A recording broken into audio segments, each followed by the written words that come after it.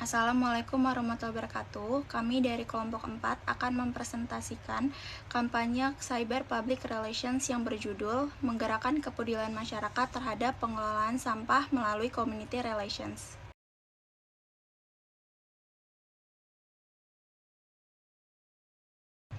Identifikasi masalah atau peluang. Masalah utama ada 3. Yang pertama itu kurangnya kesadaran masyarakat akan pentingnya pengelolaan sampah yang benar. Yang kedua, volume sampah yang tidak terkelola dengan baik berkontribusi pada pencemaran lingkungan. Dan yang ketiga, tidak adanya kebiasaan memilih sampah di tingkat rumah tangga. Untuk peluang strategisnya ada 3. Yang pertama itu tren global tentang gaya hidup berkelanjutan. Yang kedua, keberadaan komunitas peduli lingkungan yang aktif di media sosial. Yang ketiga, pemerintah dan lembaga non-profit semakin mendukung isu lingkungan. Masalah lanjutan yang perlu diperhatikan. Yang pertama, ketidaktahuan akan dampak jangka panjang. Yang kedua, kendala infrastruktur. Dan yang ketiga, masalah perilaku. Peluang strategi yang bisa dimaksimalkan. Yang pertama, pemanfaatan teknologi digital. Yang kedua, kolaborasi lintas sektor. Data dan fakta pendukung. Yang pertama, Indonesia menghasilkan sekitar 68 juta ton sampah per tahun, 15%-nya adalah sampah plastik. Yang kedua, hanya sekitar 7% sampah di Indonesia yang terdaur ulang, sisanya mencemari lingkungan. Dan yang ketiga, kampanye berbasis media sosial memiliki potensi yang besar, karena pengguna internet di Indonesia dari tahun 2024 itu mencapai 210 juta orang. Selanjutnya saya akan membahas tentang analisis SWOT. S-nya itu yang berarti strike atau kekuatan, relevansi isu lingkungan dengan kesadaran masyarakat yang terus meningkat. Kedua, teknologi digital yang memungkinkan penyebaran informasi secara luas. Ketiga, keberadaan komunikasi lokal yang sudah peduli terhadap pengelolaan sampah. Yang kedua, W. W-nya itu weakness atau kelemahan. Pemahaman masyarakat terhadap pengelolaan sampah masih rendah. Yang kedua, rendahnya dukungan individu dalam mengubah perilaku terkait sampah. O-nya opportunities atau peluang. Media sosial memudahkan edukasi dan pelibatan masyarakat secara luas. Kampanye berbasis cerita atau storytelling yang menarik dapat meningkatkan keterlibatan. Dan adanya dukungan kebijakan dan program dari pemerintah atau LSM. Yang keempat, threats atau ancaman. Penyebaran misinformasi atau hoax tentang pengelolaan sampah. Terus selanjutnya ada kurangnya perhatian masyarakat pada kampanye jika tidak ada insentif atau daya tarik tertentu. Selanjutnya, analisis media sosial. Yang pertama, menganalisis tingkat kesadaran masyarakat terhadap isu sampah berdasarkan interaktif dengan tagar populer. Identifikasi tren tagar populer. Gunakan tagar seperti peduli lingkungan, zero waste, go green, recycle for good, bersih Indonesia. Dan yang kedua, analisis sentimen publik, segmentasi audiens. Yang kedua, menentukan waktu terbaik untuk mempublikasi konten di platform media sosial. Yang pertama, analisis aktivitas audiens, penyesuaian strategi publikasi, eksperimen A atau B testing. Yang ketiga, mengidentifikasi influencer atau tokoh masyarakat yang relevan untuk mendukung kampanye. Pemetaan influencer, kriteria influencer, kolaborasi strategis. Tujuan kampanye SMART. Tujuan pertamanya, meningkatkan kesadaran masyarakat tentang pentingnya memilih sampah dengan benar sebesar 50% dalam waktu 6 bulan. Tujuan keduanya, dorong partisipasi masyarakat dalam program Zero Waste Challenge yang melibatkan 1.000 peserta dalam 3 bulan. Dan tujuan ketiga adalah mengedukasi 1 juta orang tentang dampak negatif sampah plastik melalui konten, serta edukasi di media sosial dalam 6 bulan. Selanjutnya ada segmentasi khalayak, demografi usia 18-45 tahun, tinggal di kota besar, pendidikan minimal SMA, dan memiliki akses internet yang aktif.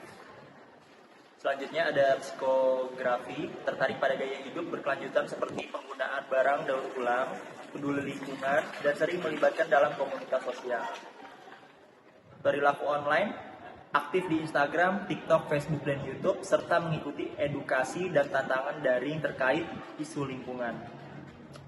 Persona digital, Siti Hijau, ibu rumah tangga, 30 tahun, aktif di Instagram dan Pinterest, tertarik pada daur ulang dan komposter rumah tangga. Bayu Lestari, pekerjaan kantoran, 28 tahun, aktif di TikTok dan Facebook, membagikan tips ramah lingkungan dengan gaya santai dan humoris. Pesan utama, sampahmu, tanggung jawabmu. Bersama kita wujudkan Indonesia bebas sampah. Mulai hari ini, kelola sampah untuk masa depan yang lebih hijau. Satu langkah kecil dalam memilah sampah, satu langkah besar untuk lingkungan kita. Jadilah bagian dari perubahan, kelola sampahmu, selamatkan bumi. Selanjutnya, strategi dan taktik. Strategi. Yang pertama itu meningkatkan kesadaran masyarakat melalui edukasi digital, lalu mendorong partisipasi melalui tantangan daring, dan yang terakhir menggunakan kolaborasi strategis. Terus ada taktik. Yang pertama itu meluncurkan kampanye hashtag, lalu mengadakan kompetisi daring, lalu menyediakan infografis edukasi, dan yang terakhir kolaborasi dengan influencer dan komunitas. Halo teman-teman, mau ikutan gerakan Indonesia Hijau gak? Yuk pilih platform digital yang tepat, di mana platform digital ini ada dari Instagram, ada dari YouTube, ada TikTok, dan Facebook. Nah, kalau untuk di Instagram kita bisa loh kayak bagikan infografis, video before after, dan kampanye lewat hashtag, yaitu kayak kampanye yang saat ini kita laksanakan, yaitu hashtag kelola sampah. Terus juga dari platform digital TikTok kita bisa juga bikin video kreatif, terus kita bisa ikut challenge dan ajak influencer menyebarkan semangat hijau. Selain itu ada platform di Facebook. Dengan di Facebook kita tuh ada perlu melakukan kayak gabung di grup komunitas hijau Indonesia. Di Facebook diskusinya tuh kayak berbagai pengalaman dan ikut event yang menarik, kayak untuk bagaimana cara mengelola sampah yang baik dan benar. Terus untuk platform yang ada di YouTube juga kita bisa menonton video edukasi dan tutorial singkat untuk mengelola sampah dengan benar. Untuk selanjutnya, selain kampanye ini, kita juga ada kegiatan anggaran dan sumber dayanya, di mana kampanye ini punya anggaran yang sudah disiapkan untuk berbagai kegiatan, yaitu salah satunya ada iklan media sosial, yaitu kita kisarannya 50.000, terus produksi konten ada 50.000, hadiah kompetisinya juga kita buatkan di 100.000. Terus selain itu ada aktivitas offline-nya, yaitu 50.000. Terus kita juga punya tim yang solid dan tim produksi konten, manajer media sosial, dan koordinator lapangan. Baik, sekian dari saya. Terima kasih. Selanjutnya saya akan menjelaskan tentang infrastruktur dan total anggaran pada event ini. Peralatan dan infrastruktur. Kita mengkalkulasikan untuk peralatan produksi di kisaran 50.000, include kamera, perekam suara, dan pencahayaan. Kedua, untuk penyewaan lokasi acara kita kalkulasikan di angka 100.000. Itu udah include tempat untuk kampanye dan kegiatan offline. Jadi untuk total rinciannya kurang lebih sekitar 375.000. Lanjut untuk agenda kalender konten kita, yaitu yang pertama frekuensi publikasi. Nah, di hari Senin kita akan mengadakan konten edukasi berupa panduan memilih sampah. Di hari Rabu kita akan mengadakan tantangan daring dari sekitar 30 hari Zero Faster. Di hari Jumatnya kita akan mengadakan seminar tentang kisah inspiratif dari komunitas atau tokoh-tokoh influencer. Di hari Minggunya, di finalnya kita akan mengadakan live streaming diskusi dengan pakar-pakar.